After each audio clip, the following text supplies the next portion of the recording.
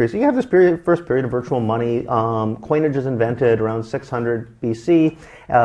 Karl Jaspers, the German existential philosopher, coined the phrase the axial age for this period. And he pointed out that almost all major schools, both of world philosophy and the great world religions, crop up within a relatively short period of time.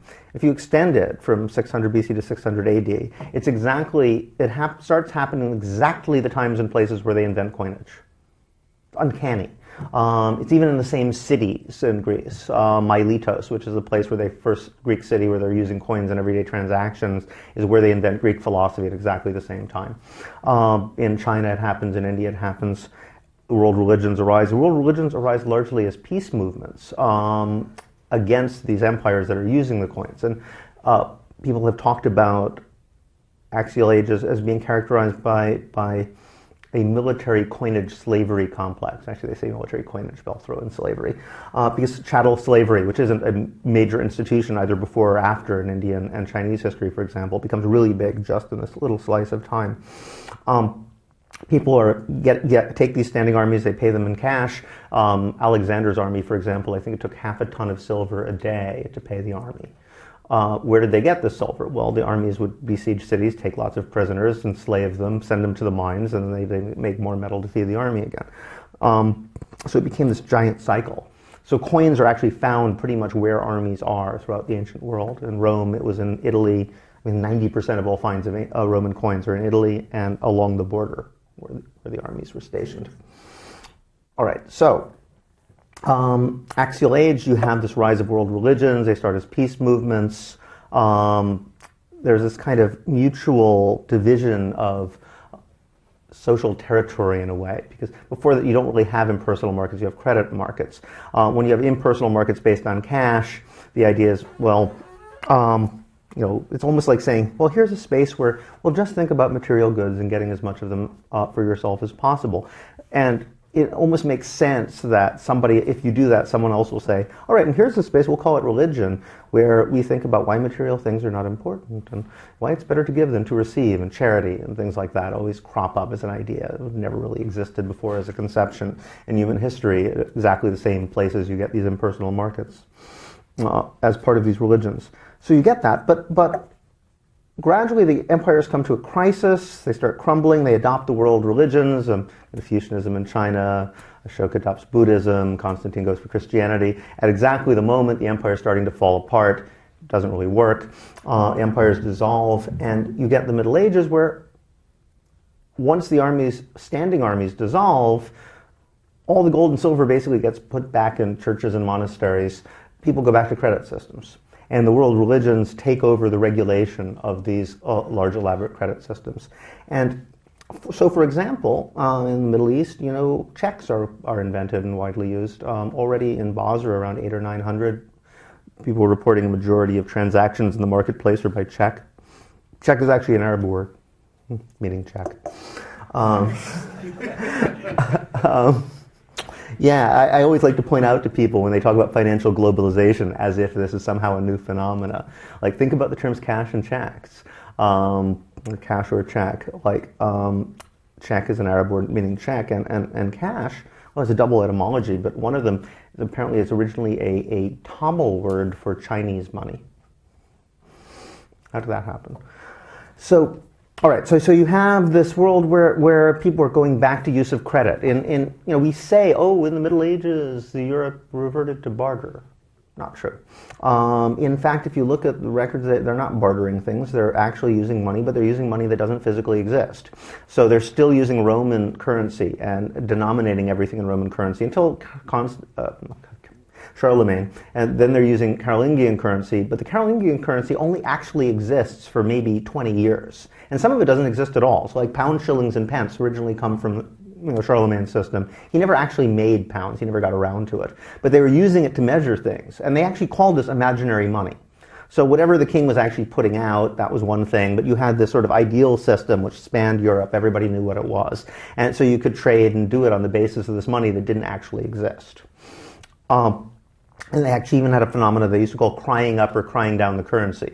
So a king could say, all right, whatever we're using right now, it used to be 17 of these pennies were a shilling. I'm going to change it, now it'll be 13.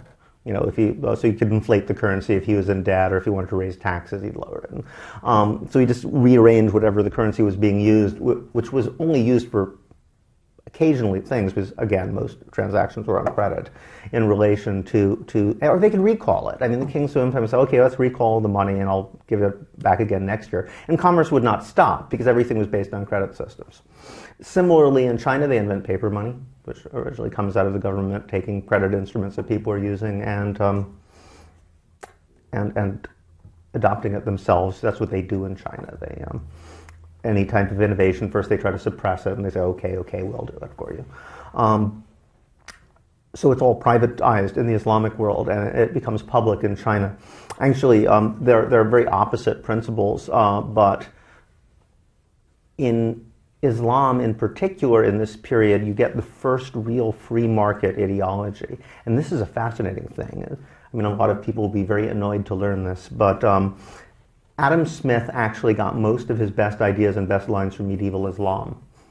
Like the pin factories actually comes from Al-Ghazali in 1100. He had a needle factory. No? Okay. And it's made possible by what? By Sharia, because Sharia is civil law that operates outside the purview of the state.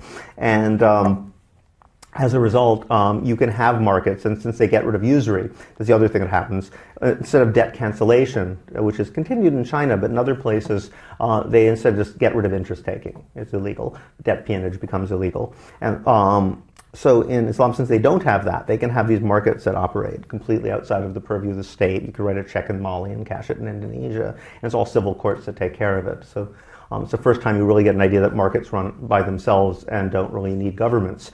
But, you know, since they are have a real free market, which isn't enforced by the state, they don't assume it's all about competition. That's like a minor element. The assumption is that it's all really an extension of mutual aid. All right, so be this as it may, you get that world of the Middle Ages, which looks surprisingly good. You know, slavery largely disappears.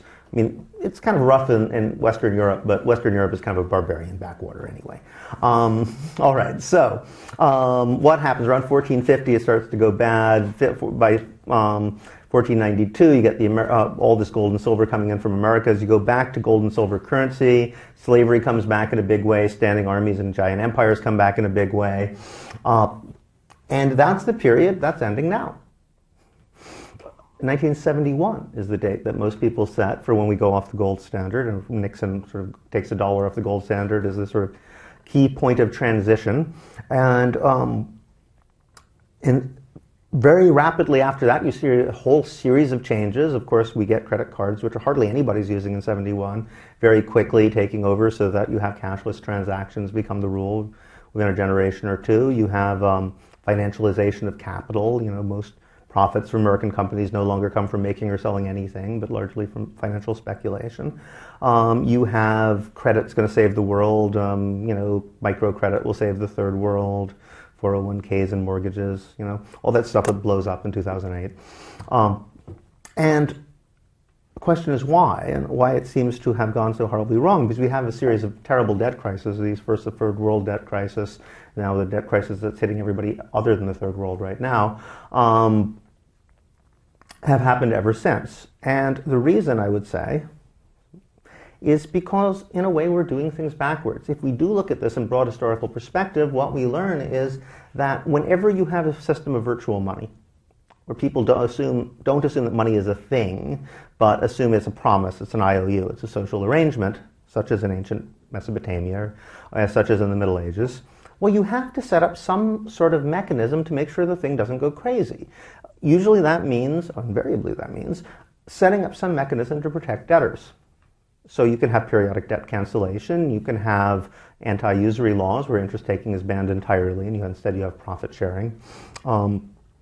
There's a number of things you can do. Usually it's some giant overarching cosmological system beyond the purview of any state, whether it's sacred kings or biblical prophets or the world religions, canon law, Sharia.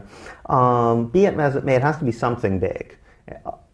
Now, we do set up giant overarching institutions like that nowadays, but what do? We set up the IMF to protect creditors against debtors. Basically, we did it backwards. S&P, all these other institutions like that, they come up with this idea that nobody should ever default, which is absurd. And sure enough, we have endless series of debt crises. In fact, I like to say, when I'm being provocative, which is often, I like to say that the sort of idea that people had in most of world history of the worst case scenario is everybody falls so deeply into debt that they start having to sell themselves into slavery. It's like nightmare scenario. This is what we always want to prevent, and that's why we have all these laws. Well, if Aristotle were here today, he would probably think that the distinction between being so indebted that you are selling yourself to work for others all day long, 12 hours a day, or being so indebted that you are renting yourself to work for others all day long, 12 hours a day, as something of a legalistic distinction. You would think this is it. This is the nightmare debt trap, and most people in the world are falling into it. But, if you look at this in broad historical terms, you'll also see that 30 years or 40 years is nothing. We're talking about 500-year cycles here. And people are beginning to wake up to this. We still have time to get it right.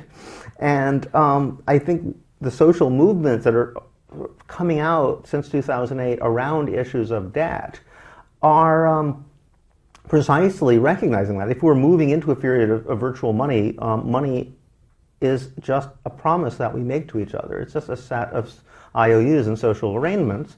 Those can always be rearranged. Make a promise to someone, circumstances change. You negotiate, and the big players always do that with each other, as we've discovered in 2008, when trillions of dollars of debt was made to disappear by the waving of various types of magical wands. So I think what people are saying is, well, if democracy is to mean anything now, it means that everybody gets to weigh in on what sort of promises are made, what sort of promises are kept, and when circumstances change, what sort are renegotiated. And I think that's the political moment that we're in right now.